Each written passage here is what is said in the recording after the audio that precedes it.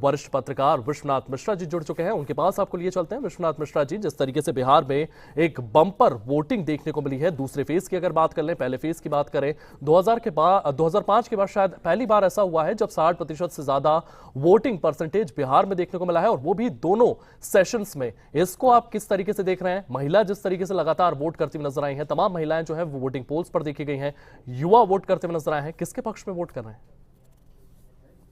देखिए, इस बार का वोटिंग पैटर्न पहले भी देखिए, मैंने कहा था कि ये जो सरकार ने डिलीवर्ड की है स्कीम, उनका इम्पैक्ट है। अब जनता खोखले वादों के बजाय वो जो आपका रिजल्ट कार्ड, जो परफॉर्मेंस कार्ड होता है, उसको उठाती है, और अब उसके जीवन में जो बदलाव आए हैं उन इश्यूज को लेकर के, और वो पोलिंग बूथ जाती है, वहां वोट डालती है। आप जातीय समीकरण मिलाते रहिए, बाकी चीजें हैं, बाकी चीजों का प्रभाव होता है, लेकिन उन सब पर ये चीजें सिर उनके ऊपर खड़ी होकर के और अपना प्रभाव डाल रही हैं। जो वोटिंग परसेंटेज इस हद तक जा रहा है, वो बहुत क्लैरिटी के साथ ये बता रहा है। देखिए, महिलाओं के लिए जो कोई कितना भी आश्वासन दे, हम हर घर में नौकरी देंगे, हम सबको सूरज देंगे, सबको चांद दे देंगे, नहीं, उनको फर्क नहीं पड़ता है। वो ये जानना चाहते हैं कि आप वाकई हमारे हाथ में क्या देंगे, हमारे जीवन में क्या बदलाव लाएंगे। तो देखिए, 20 साल में अब सुशासन बाबू ने एक जो शब्द जहां से उन्होंने मिला, सुशासन, तो सुशासन देने का प्रयास किया भाई, वो जंगल राज खत्म किया, वो लोगों ने महसूस किया। उसके बाद लोगों को सुरक्षा मिली, लोगों को स्वास्थ्य भी काफी हद तक ठीक हुआ, सड़क में मतलब आमूल चूल परिवर्तन हुआ, इसमें कोई दो राय नहीं। अब आवास की भी बड़ी भारी संख्या में आवास भी मिले हैं गरीबों को। गरीब बहुत महत्वपूर्ण है भाई, इस पूरे चुनाव की बड़ी मजबूत कड़ी रहे हैं गरीब। अब बिजली का स्थिति यह है कि आज बिहार का कोई गांव बिजली से छूटा नहीं है। ये वो चीजें हैं जो बहुत महत्वपूर्ण है। अब बचता क्या है? बचता है रोजगार, जिसके ऊपर ये पूरा इस बार का चुनाव केंद्रित करने की कोशिश की पूरा इंडिया अलायंस ने। उन्होंने कहा साहब, उन्होंने सोचा कि हमने बिल्कुल छक्का मार दिया है, और कि भाई हम हर घर में सरकारी नौकरी। देखिए, ये चीजें, कोई चीज पचने लायक भी तो होनी चाहिए ना जी भाई। हम कितना भी हवाबाजी कर लें, लेकिन कोई चीज ये भी तो लगे कि कहां से लाओगे आप जी। एक सिपाही कहे मैं हर महीने 10 करोड़ रुपया दे दूंगा, तो व्यक्ति कहेगा ना, सिपाही की तनख्वाह जो है, या किसी कर्मचारी की तनख्वाह जो है 50,000, 60,000, 70,000 रुपए है, वो कहां से 2 करोड़ रुपया देगा। ठीक वैसे ही बिहार की जो पूरी इकोनॉमी है, वो इतनी है ही नहीं कि 2.5-3 करोड़ सरकारी नौकरियों को सृजित कर सके, कहीं से है नहीं। और मान लीजिए कहीं से आप एक महीने के लिए ले भी आए, तो कहां उनको यूज कहां करेंगे। जी विश्वनाथ जी, इसी के साथ साथ तमाम ऐसे मुद्दे रहे जिनको लेकर के विपक्ष ने लगातार आवाज उठाई है। पलायन एक बहुत बड़ा मुद्दा रहा है, पलायन को लेकर के भी विपक्ष लगातार यहां पर सवाल करता हुआ नजर आया है। और एक मुद्दा और बिहार चुनाव में देखने को मिला है, वो है कि क्या बिहार चुनाव में जीत के बाद एनडीए की अगर जीत होती है तो नीतीश कुमार ही मुख्यमंत्री होंगे? इस पर भी मैं आपकी राय चाहूंगा। देखिए, इस विधानसभा चुनाव के बाद इस बात की बहुत संभावना है कि नीतीश कुमार स्वतः अपने नए सेशन के लिए नए मुख्यमंत्री का चयन वो स्वयं कर दें। नीतीश कुमार, इस बात की मुझे संभावना नजर आ रही कि नीतीश कुमार स्वयं रिटायरमेंट के लिए चले जाएं और अगले कैप्टन की नियुक्ति वो स्वतः करें। और ये भी संभावना है कि वो अगला कैप्टन बीजेपी से हो सकता है। जी, इसी के साथ साथ पार्टी ये चाहती है चीजों में बदलाव हो, परिस्थितियां बदलें, अच्छी हो, बेहतरी की ओर जाएं। उसी में राजनीतिक दलों का हित सन्निहित है। जी, इसी के साथ साथ अगर बात करें तो प्रशांत किशोर भी बढ़ चढ़कर यहां पर चुनाव प्रचार में सामने आए थे, और सेकंड फेज की अगर बात करें तो वहां पर भी उनकी ओर से लगातार प्रचार प्रसार किया गया है। प्रशांत किशोर को आप कितना रेलेवेंट इस बिहार चुनाव में मानते हैं? देखिए, प्रशांत किशोर की relevance subject to percentage of vote है। उन्होंने अपने आप को एक पार्टी के रूप में एस्टैब्लिश किया, नंबर 1। नंबर 2, वो 2-4-5% वोट शेयर क्रिएट कर ले जाएंगे, इस बात की आशा है। लोगों ने महसूस किया, हाँ, बातें अच्छी कर रहे हैं, राजनीतिक रूप से जो चीजें होनी चाहिए उस आदर्शवाद की ओर वो बढ़ने का प्रयास कर रहे हैं।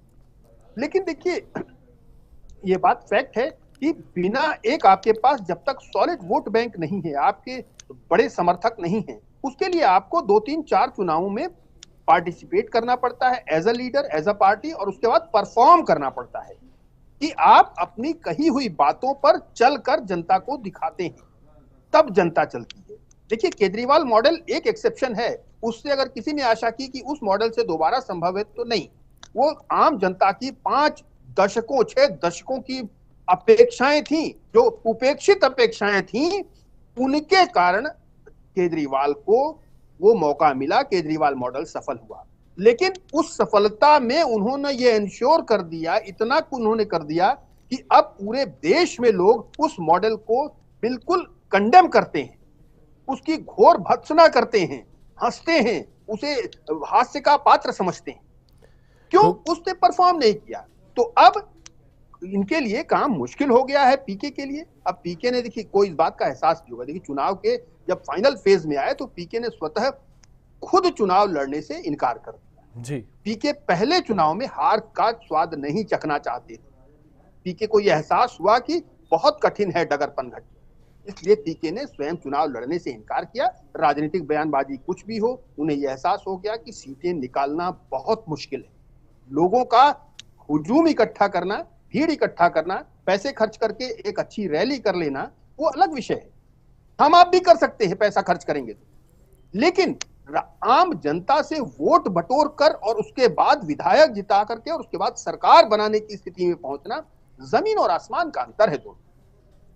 जी विश्वनाथ जी। और जब पीके को हुआ, जी, अगर तब पिछले पीके ने विड्रॉ किया। जी जी, अगर पिछले चुनाव की बात करें तो तमाम ऐसी सीटें थी जहां पर वोट मार्जिन का जो अंतर था वो 800 से 1000 वोट तक था। जिस तरीके से यहां पर तेज प्रताप यादव भी खड़े हुए नजर आ रहे हैं, क्या वो भी आरजेडी को डेंट मारते हुए नजर आएंगे इस चुनाव में?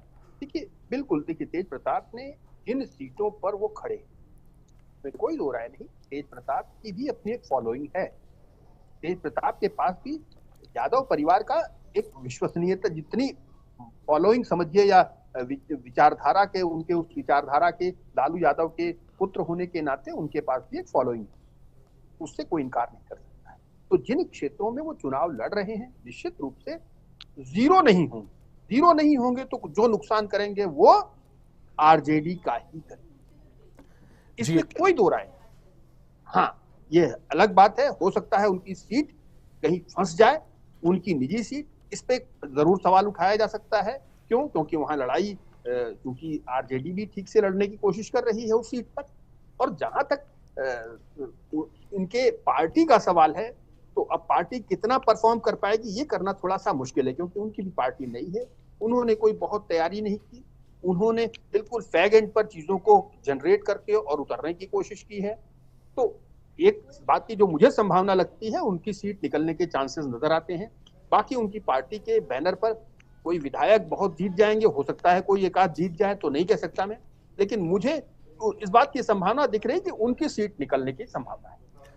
जी विश्वनाथ जी, इसी के साथ साथ मैं कांग्रेस को लेकर भी आपसे सवाल करना चाहूंगा। राहुल गांधी बड़े जोर शोर के साथ बिहार पहुंचे थे, वोट अधिकार यात्रा उनकी ओर से वहां पर निकाली गई, तेजस्वी यादव भी उनके साथ थे और एक भीड़ वहां पर देखी जा रही थी। क्या कांग्रेस इस बार के बिहार चुनाव में अच्छा प्रदर्शन कर पाएगी? क्योंकि पिछले बार के चुनाव की अगर बात करें तो वहां पर कांग्रेस का प्रदर्शन जो है वो काफी हद तक निराशाजनक था। इस बार आप किस तरीके से कांग्रेस को इस बिहार चुनाव में देख रहे हैं? देखिए, जितना निराशाजनक पिछले चुनाव में था, उससे कई सीढ़ी नीचे फिर ये निराशाजनक निरंतर बढ़ेगी। अगर आप कांग्रेस के परफॉर्मेंस को बेहतरी की स्थिति संभावना देख रहे हैं, तो बिल्कुल ऐसा नहीं होने जा रहा है। कांग्रेस में राहुल जी ने वोट अधिकार यात्रा और जिस तरीके से वोट चोरी का आरोप लगाना शुरू किया, आरजेडी एज अ पार्टी उस चीज को एक्सेप्ट नहीं कर पा रही। आरजेडी को ये समझ आ रहा था कि जमीन पर ये इश्यूज नहीं चलने वाले, इसलिए आरजेडी ने उसको आउटराइटली रिजेक्ट किया। दूसरी महत्वपूर्ण बात, आरजेडी को यह पता है कि अगर कांग्रेस दोबारा रिवाइव होती है, उसकी फुटिंग बेहतर होती है, तो वो किसी की नहीं, आरजेडी की क्या वोट शेयर लेकर जाएगी। क्यों? क्योंकि बीते दिनों देखें तो कांग्रेस का वोट शेयर लेकर ही आरजेडी स्थापित, तो वोट शेयर जो है दोनों के बीच में वो काफी हद तक कॉमन है। तो दोनों नहीं चाहते, कई सीटों पर देखिए अभी भी दोनों अभी भी फाइट में है। एक तो ऐसी भी सीट है जिसपे कांग्रेस का भी प्रत्याशी, आरजेडी का भी प्रत्याशी, उस पर राहुल गांधी प्रचार करने तक गए। बिहार में उन्होंने भरपूर प्रचार भले न किया, उस सीट पे गए, ये दर्शाता है कि दोनों पार्टियों के बीच में भरपूर मतभेद है, मनभेद है, और दोनों एक दूसरे को निपटाने का प्रयास कर रहे हैं। इस बात का एहसास हुआ राहुल जी को, क्योंकि राहुल जी बहुत प्लानिंग से चलते नहीं हैं। राहुल गांधी की जो hit and trial, scoop and hit और करके बोल के भाग जाते हैं, उनकी राजनीतिक मजबूरी, कमजोरी है, वही उनकी मजबूरी। उसका लाभ अब मुझे लगता है आरजेडी को मिल सकता है, क्योंकि जो vote share, common vote share है, वो दोनों में जो बेहतर नजर आएगा जनता को, उसको दे दे। स्पेशली मुस्लिम वोट तो उसी को जाता है जो एंटी बीजेपी प्लैंक पर मजबूती से खड़ा नजर जी। आए। जब उस मुसलमान वोट बैंक को जो सबसे मजबूत स्थिति में दिखता है, बीजेपी को हराने की स्थिति में दिखता है, उसको वो एनमास चला जाता है। जी उस विश्वनाथ स्थिति जी, में अभी आपने आरजेडी तमाम नजर आ मुद्दों को लेकर के अपनी बात रखी। इस तमाम जानकारी के लिए विश्वनाथ जी आपका बहुत बहुत धन्यवाद। तो बिहार चुनाव को लेकर के आप ने सुना किस तरीके से यहाँ पर एग्जिट पोल्स जो है वो आ चुके हैं और किन किन पार्टियों को लीड मिल रहा है और नतीजे भी जल्द ही आने वाले हैं। इसी बीच एक और बड़ी खबर सामने आई है, आपको